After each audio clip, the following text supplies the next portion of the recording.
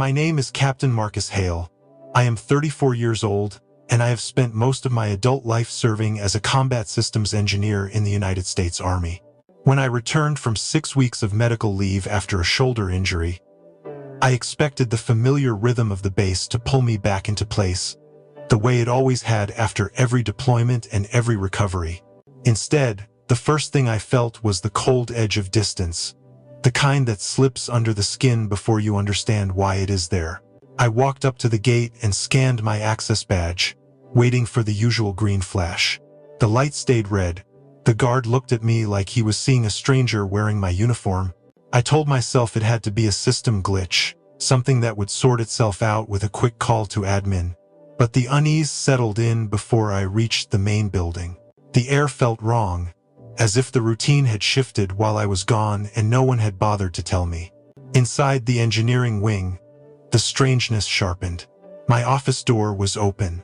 A young officer, Lieutenant Brandon Kerr, sat in my chair with the casual comfort of someone who had never questioned his place. He looked up at me with a bright confidence that did not fit the room I had built over years of work. He introduced himself as the acting systems lead and said it as if the title had always belonged to him. My desk, my files, my workstation layout, all of it stood behind him like a stage he had rehearsed on for weeks. He handed me a separation packet dressed up as a voluntary discharge. No explanation, no acknowledgement of the projects I had led or the hours I had poured into them. I felt the weight of the moment, the quiet understanding that this was not a mistake. Still, I did not argue. I signed the visitor log instead of the form and walked out with steady steps. The calm did not come from acceptance. It came from knowing something was deeply wrong and that the truth had just begun to surface. When I stepped into my house that evening, the weight of the day followed me inside like a shadow that refused to stay at the door. I tossed my keys on the counter and reached for the thick binder I had kept buried in the back of a drawer, the one holding every major contract I had ever signed with the Army. I had not looked at it in years, but something told me this was the place to start. I laid it flat on the table and flipped through pages that smelled of ink and old intentions until I reached the original agreement for the Battlefield Predictive Grid project. The clauses were dense, packed tight with legal language, but I kept reading because my gut would not let me stop. Halfway down a page, a line caught my eye. Clause 12.7. It stated that all patentable combat systems remained the property of the original inventor unless the inventor signed a formal reassignment of rights. The words landed hard, like a quiet truth that had been waiting for its moment. I read the sentence again, slower this time, letting each part settle into place. I knew I had never signed any reassignment forms. I also knew that meant every blueprint, model, and algorithm tied to the grid belonged to me. A slow current of realization moved under my ribs, pulling my confusion into something steadier. I felt the tension shift from fear to focus. I pulled out the rest of my files from storage and spread them across the kitchen table until it looked like a small command center. Old diagrams, handwritten notes, technical notebooks, and archived emails formed a messy but familiar landscape. I traced my own markings on the pages, seeing the years of effort that had built the system piece by piece. Every signature, every date stamp, every engineering report pointed back to me. Nothing transferred, nothing reassigned. The idea that the Army had pushed me aside while leaning on work I never surrendered created a quiet fire inside me. It was not anger at first, it was clarity. I needed a second set of eyes, someone who knew the terrain of military contracts better than anyone I trusted. I reached out to Major Dana Porter, a retired officer who had shifted into contract law after leaving active duty. She responded within an hour and told me to meet her at a small diner near the base. I drove there with the binder on the passenger seat, feeling the weight of everything it held. The neon sign flickered above the entrance as I stepped inside, and the air smelled like old coffee and tired booths. Dana sat in the back corner, her posture straight, her presence grounded. I slid the binder toward her and waited as she read through the pages. She moved with the focus of someone who had spent years untangling the hidden meaning inside government paperwork. She paused at clause 12.7, then flipped to my technical notebooks, then back to the contract. I watched her expression shift from neutral to certain. She closed the binder with a soft thud that said more than words could. She told me I was the legal owner of the entire battlefield predictive grid system and that the Army had overlooked a clause they should have guarded with their lives if they wanted to claim the technology. The truth settled over me slowly, like a dawn rising after weeks of darkness. I was not powerless. I was not cut out of my own work. I had something stronger than rank or position. I had ownership. Dana suggested that we stay quiet for a while. We both knew the Army leadership was already moving fast, already making public statements and preparing to present the grid as their own achievement. If they kept going without checking the legal foundation, they would expose their mistake more clearly than any accusation I could make. When I left the diner that night, the air felt different. I was still walking into a fight, but I finally knew which side of the battlefield I stood on. I had clarity, leverage, and the patience to let the truth work its way to the surface. I spent the next morning sitting at my kitchen table with a laptop that had never touched Army networks. I created a burner email under a name bland enough to disappear into any inbox. I subscribed to every internal-facing defense newsletter, contractor bulletin, and analyst forum I could access without raising questions. The strategy was simple. If leadership pushed my system deeper into the spotlight, the noise would surface somewhere. All I had to do was listen from a distance they never considered. The updates rolled in slowly at first, like faint signals on a radio.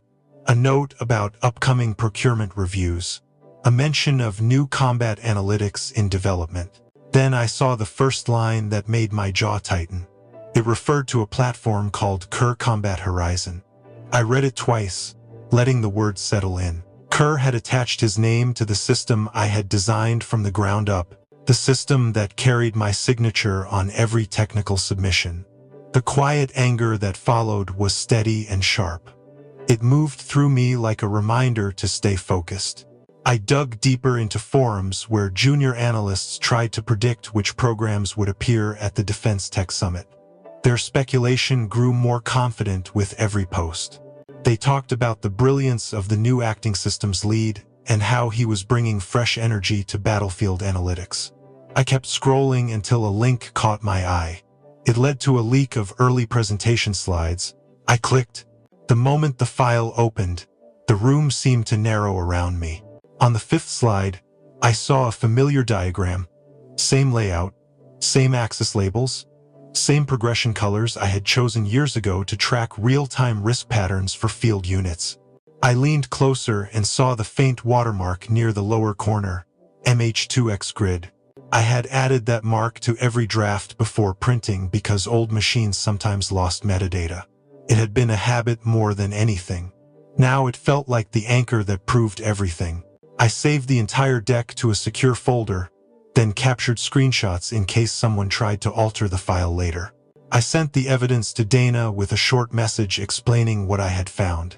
I knew she would understand the significance the moment she opened the attachment. The silence, after sending it, allowed the anger to settle into a colder, sharper form.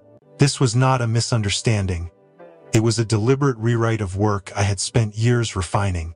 They wanted credit and funding, and they assumed I would stay gone, silent and forgotten.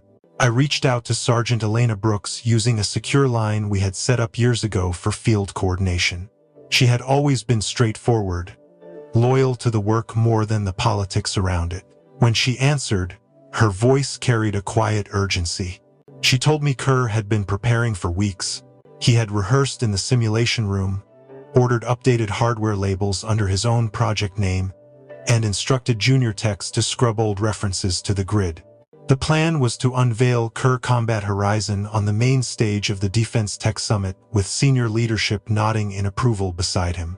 Hearing her confirm the timeline pulled something tight inside my chest. It was not shock. I had expected it. What struck me was how easily they had all convinced themselves the story would hold.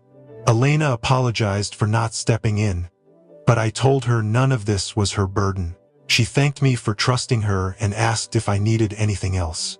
I only asked her to stay observant and let me know if anything changed. She agreed without hesitation. When the call ended, I sat back in my chair and looked at the wall of evidence on my screen. Every file, every diagram, every leak.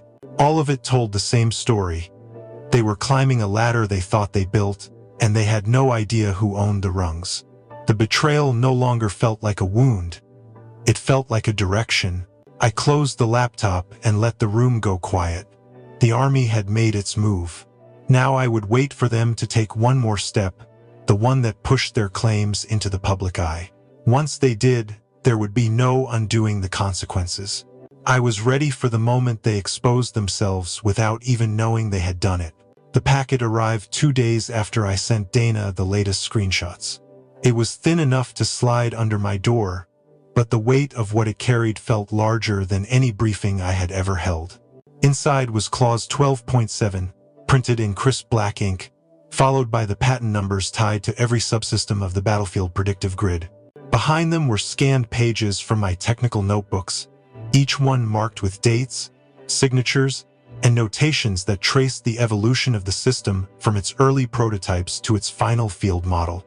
The last section contained the leaked deck slides, carefully labeled and annotated so no reviewer could miss the watermark or the origin of the diagrams. Dana had packaged it with the precision of someone who understood both the legal terrain and the psychology of military bureaucracy. She sent it straight into the Department of Defense legal review channels through the proper portals, avoiding any appearance of conflict or emotional motive. It moved quietly through the system, slipping into the inboxes of council teams who lived their lives buried under risk assessments and compliance audits. At first, there was silence, the kind that comes before anyone realizes what they are looking at. Then the first signs of movement appeared. A late afternoon request for clarification on inventor signatures. A follow-up email asking if the reassignment forms existed somewhere in archival storage. A flagged message about inconsistencies in the chain of documentation. By nightfall, the tone in their emails shifted. Analysts who normally wrote with dry efficiency began sending notes marked urgent. Someone asked for a time-stamped record of the system's development history. Another requested confirmation that Kerr Combat Horizon met the criteria for internal ownership. The questions grew sharper as the hours went on, each message peeling back another layer of uncertainty. The legal teams were tracing the threads and finding nothing to anchor their assumptions. They were uncovering a structure built on missing paperwork, mislabeled submissions, and claims that dissolved the moment anyone compared them to the documents in my packet. Around midnight, the panic became visible between the lines. Phrases like discrepancy under review and potential exposure risk began appearing in the subject headers. They were starting to understand that the foundation of their project did not belong to them, and the realization carried consequences far beyond a simple correction. The leadership, who had pushed Kerr forward, now faced a truth they had never bothered to check. The system they planned to present to the world had been stolen from the one person they had removed. I read each forwarded message with a sense of quiet satisfaction. I did not celebrate, I simply recognized the shift. Their story was unraveling, and all I had done was hand them the thread. The emergency Army Acquisition Board call began at 9 sharp, and I logged in with the same steady posture I had learned to hold in front of commanding officers who expected calm in the middle of chaos. The screen filled with faces from across the chain of leadership, most of them trying to look composed while a current of unease moved beneath their expressions. When outside counsel began reading Clause 12.7 aloud, the words cut through the room with a weight that no one could soften. The confirmation followed in a clear, measured voice. I was the sole owner of the combat system they had been preparing to present as their own. A silence spread across the call, the kind that carries more truth than any explanation. A junior officer finally broke it by asking what they had actually been deploying if the core patents belonged to me. His question hung there like a flare exposing the terrain. I unmuted my microphone and kept my voice even as I answered. The truth. You just forgot who built it. The reaction was immediate. Some faces tightened. Others looked down at their notes, as if the answer had been written there all along but ignored until the moment forced them to see it. The conversation shifted into negotiations because there was nowhere else for them to go. Council presented the terms Dana and I had prepared. A 5-year non-exclusive license that allowed the Army to keep using the battlefield predictive grid with strict guardrails. Retroactive fees dating back to the day my badge was locked. Annual adjustments tied to defense technology benchmarks. Mandatory attribution in all internal and external documents, identifying the system as Hale Combat Grid. Dependency checks for any future derivatives to ensure my work was never repackaged under another name. Leadership hesitated, searching for leverage they no longer had. Their attempts to soften the terms fell flat against the legal foundation they had overlooked. The more they reviewed the packet, the more they understood that contesting ownership would expose their own negligence. The board chair finally acknowledged the reality with a quiet nod that carried the weight of acceptance. They could negotiate the details, but they could not change the truth written into every document bearing my signature.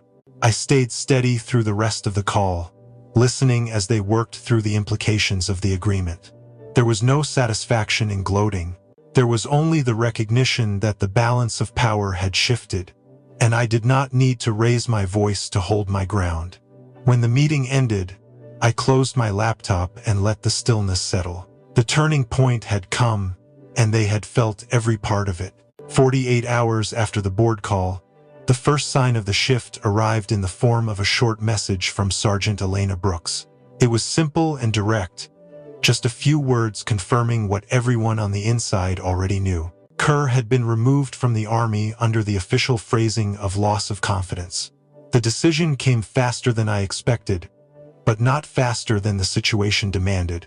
Once the leadership saw the risks attached to keeping him in place, the outcome was inevitable.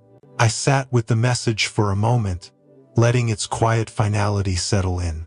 I did not feel triumph in the loud, celebratory sense. What I felt instead was a controlled release of tension, like a line that had been pulled tight for too long finally easing back into its proper place. I imagined Kerr walking across the base with a cardboard box in his arms, filled with the remnants of a position he had claimed without earning. His boots on the pavement, the silence around him, the steady realization that the story he tried to write had been stripped back to its truth. It was not a scene I needed to witness. It was enough to know it was happening. I did not replay the past or wonder whether he regretted his choices. That was no longer my concern. My focus had already moved to what came next. I opened a folder on my desk and began filing the official documents tied to the licensing agreement, the retroactive fees, and the attribution requirements. Each paper went into its place with the same care I used when organizing field schematics. Order mattered now. Precision mattered even more. With the administrative pieces settled, I turned to the next phase of my plan. I began establishing Hale Tactical Solutions LLC, a company built to manage the grid and any future systems I developed outside the uniform. I kept the team small, selecting people who valued clarity over ego and efficiency over noise. A contract paralegal handled filings. A project manager with a calm head took charge of scheduling and communication. The structure came together with steady momentum, each step reinforcing the understanding that my work would move forward on my terms. There was no need for celebration. The satisfaction came from knowing the path ahead was finally clear. The Army had made its choice, and now I was making mine. The chapter involving Kerr had closed with quiet finality, and the next chapter began with purpose rather than revenge. I gathered the last of the paperwork, stacked it neatly, and felt the steady confidence of someone stepping into a future unshaken by the past. Becoming an Army contractor instead of internal staff felt strange at first, like stepping back onto familiar ground but with new boots that carried a different weight. The documents approving my status arrived with the same formal tone I had read countless times throughout my career, yet now they carried a quiet acknowledgement that the Army needed my work more than it needed my uniform. Inside their updated internal manuals, the battlefield predictive grid had been relabeled as Legacy Pathways Hale Era. Seeing my name attached to the system in a way no one could erase brought a calm sense of recognition that had nothing to do with pride and everything to do with truth finally being recorded. When the Defense Summit came around, I watched the keynote stream from my small office at Hale Tactical Solutions. The slide introducing the platform appeared just as Elena said it would. In small print, beneath the title was the phrase "Licensed Use of Hale Combat Grid." The text was almost an afterthought, tucked beneath the bold promises the presenters wanted the world to focus on, but it was enough. It meant the story could no longer be rewritten without me. It meant the work I had poured years into carried the attribution it always deserved. The quiet satisfaction that followed settled deep, steady, and unforced. Later that evening, a general attempted to reach out through a private message, asking if we could talk off the record. I read the request once, then typed my answer without hesitation. All communication must go through counsel. It was not meant as a slight. It was simply the boundary that needed to exist now. The uniform had once given structure to my loyalty. The law gave structure to my future. A day later, my sister called to check in. She had heard bits and pieces about the board call and the fallout that followed. She asked if I felt like I had landed back on my feet. I told her, landing was never the point. You learn to build the ground you walk on. She went quiet for a moment, then said she understood in a way she had not before. That small pause between us carried more warmth than any celebration could have offered. I ended the day with a walk past the machine shops near the contracting yard. Forklifts beeped. Metal clanged against metal. Crews shouted directions over the hum of engines. The sounds wrapped around me with a sense of honesty that had been missing during the months of political maneuvering.